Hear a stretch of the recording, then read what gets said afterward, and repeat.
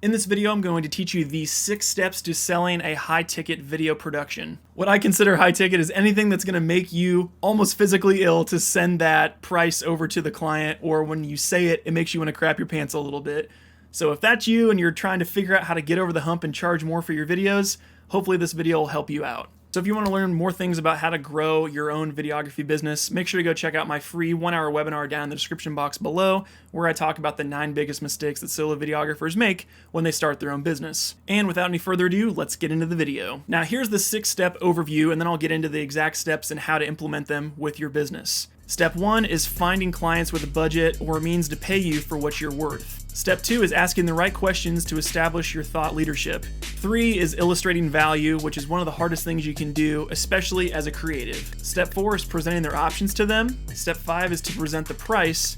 And step 6 is to follow up if they don't agree right on the spot. So more specifically, step 1 is to find the right clients that can pay you what you're worth. Typically, as kind of a blanket statement, businesses are going to be the people that can afford what you're trying to charge for a video if it's over $5,000. You definitely want to solicit people that are businesses or people that have big problems that require big solutions that they're willing to pay big bucks for. Now, one of my big tips to finding these businesses is to actually go and talk to people that are your ideal audience or people that you think you can help by making videos. And don't sell them anything. Go and talk to them and ask them intimate questions about their business and try and figure out how you could add value with your skill set. So if you want to shoot a lot of videos for golf courses, go and find golf course owners and golf course managers and ask them questions about how are they marketing their golf course? How can you help them amplify what they're doing? Or what are some of the problems that you can do that you can use video to solve? This can take a couple weeks if you're really adamant about it. You can email, you can call, you can go buy them coffee, whatever it is.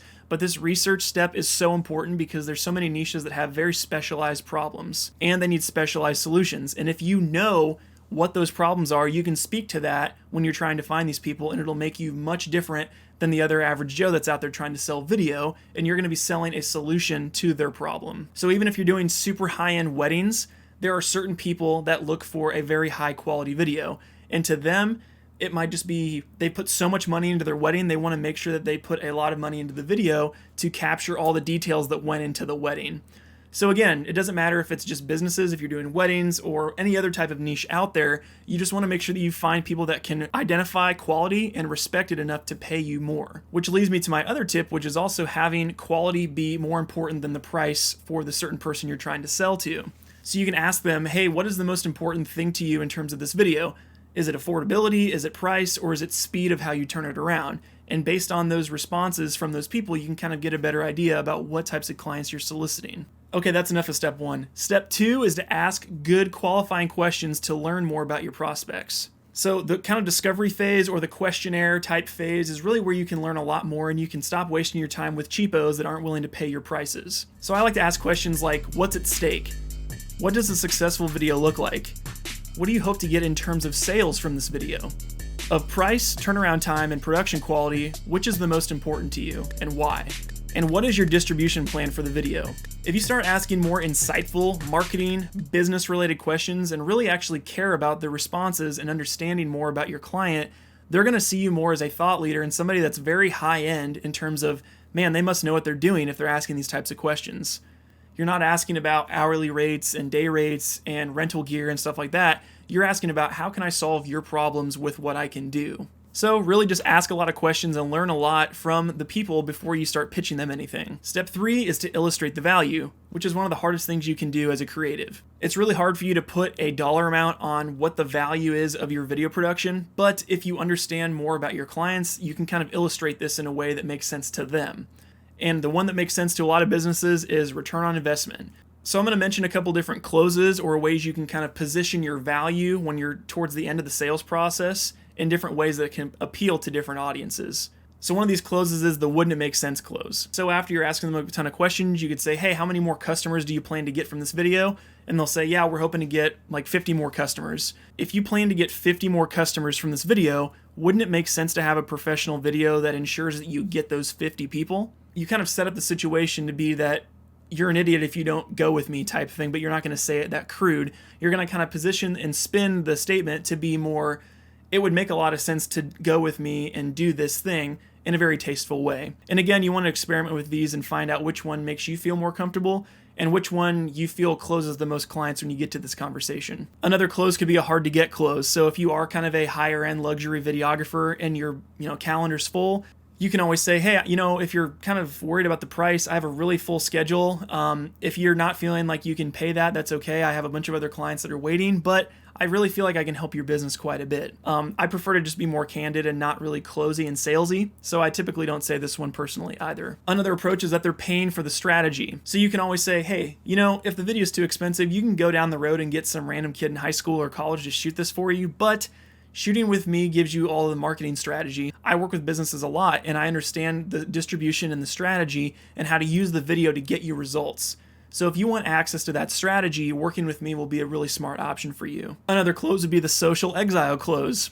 And again, this is for more of those luxury clients like high-end real estate, luxury cars or watches or something like that. You could always ask them, do you really want all of your prospects to see a cheap video that gives off a terrible first impression to your business? It's really hard to bounce back from having a really bad first impression. This can be kind of that status type thing, but you can kind of pitch it as, you want to make sure that if you're a luxury brand, you're spending luxury dollars to make sure that it illustrates that brand in the proper way. Another one that a lot of people use is, are you the cheapest close? So people are like, man, that's pretty expensive. You can follow up with saying, hey, I get that a lot. I might ask you though, what's your guys' market strategy when you go to market? Are you the cheapest? Are you the best? What do people think of when they think of your business? And 9 times out of 10, most people are going to say their go-to-market strategy is they have better customer service, they're higher quality, words like that. A lot of times businesses will not admit that they are the cheapest unless they're like Walmart or Aldi's or something like that. But typically they're going to say, yeah, I'm one of these things. And you can say, hey, I appreciate that, and I'm sure your customers do too. I am not the cheapest option in terms of videography, but what I can provide is A, B, C, D of benefits. So those are just some different closes. You can try some of those out for yourself, maybe try them on a friend or so and just kind of see what feels good, and you can kind of incorporate that in your sales process.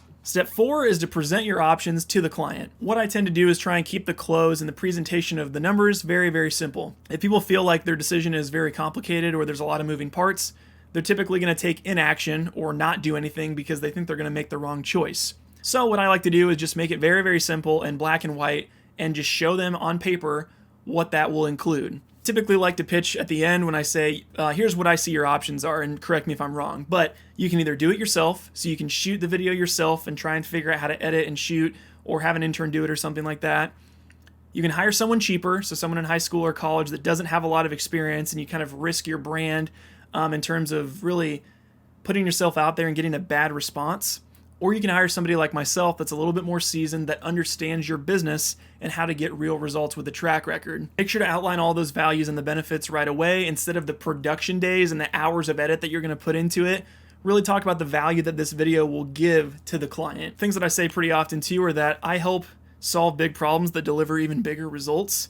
So if you have a pretty big problem with your business that I'm going to try and solve, I expect to be paid appropriately for that problem. And if you think you're going to make $500,000 from the efforts that I'm doing, you better believe that I'm going to charge premium prices for that, or at least have you invest a sizable percentage so you can make sure that you're getting the best value possible. Another one that you could do is, hey, if you plan on making $100,000 from this video, wouldn't it make sense to invest 20% of that total to make sure that you can actually get those numbers? And usually it wouldn't make sense, close makes sense there, because it's like, well, yeah, if I'm going to only invest 20% and I can get $100,000, yeah, sure, I'll give you $20,000. Bing, bang, boom, you just got a $20,000 video deal. So again, this isn't manipulation. I'm not trying to tell you guys to lie to people, but if you have gotten results for folks and you don't spin it that way and you don't sell your services very well, which a lot of creatives don't, use these tactics to actually showcase your value and represent what you're worth in terms of another video for a client. So after you presented the options and the value to people, then you want to pitch your price. And typically I like to say what the price is and then just let them react to it. So a lot of times if you're nervous to present a price and it's really high, say you've never said $20,000 for something and you're like shaking in your boots and you give them the proposal, you're going to give it to them and then start talking right away because you're nervous. But what you want to do is let them process it. So say, so for all this value, it's going to be $20,000. And then just sit back and look at it and look at them. And look at it and look at them. And whoever talks first loses.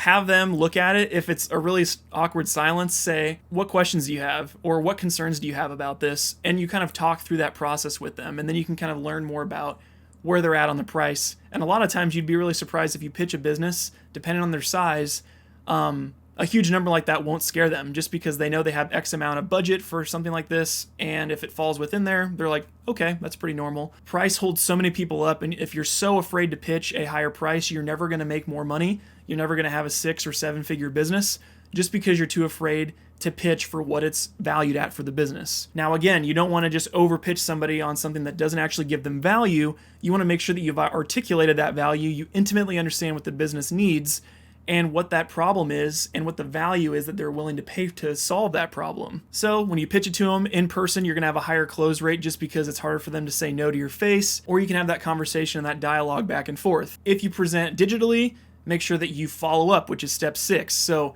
making sure that you say, hey, here's the pricing, and then you follow up in a week or 3 or 4 days and say, hey, just curious if you got my proposal, how are things going, or do you need any more information from me, and that type of thing. So step 6 you can do if you do in person, but also if you do a digital pitch, making sure that you follow up is super important, just because God forbid they forget to respond to your email and they want to go forward with the video. You could be sitting on a lot of money that did not go through just by sending a simple email. So those are my 6 steps, but really the key obviously here is illustrating the value to the client. No one is ever going to agree to a high-end video if they don't fully understand what the value is that you're going to be bringing to them. Is it production value? Is it speed of turnaround? Is it past experience and you just have an expert status in that niche?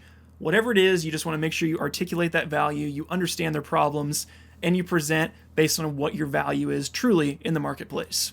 So hopefully this video is helpful to you guys. This is actually one of the video lessons that I train in my online course called Solo Video Pro. Solo Video Pro is an online videography business course to teach you how to start and grow your own solo videography business. There's well over 60 lessons and counting that I add every single month to this course. There's a super tight-knit community that is from all over the world, from Brazil to Vancouver to Amsterdam. We're a really tight-knit group of creatives that are helping each other grow their business, and I'd love to see you on the inside. So if you want to learn more about the course, make sure to go down in the description box below or go to solovideopro.com and learn more about that online course. And if you want a preview of the course to see if it's worth your salt and get a ton of more helpful business insight totally for free, make sure to go to my free 60-minute webinar down in the description box below, and I'll teach you the 9 biggest mistakes of solo videography. Okay guys, that about does it for me. Make sure to check out any of the other videos in this playlist for, again, more and more free business trainings, and I'll see you guys in next week's video. Peace!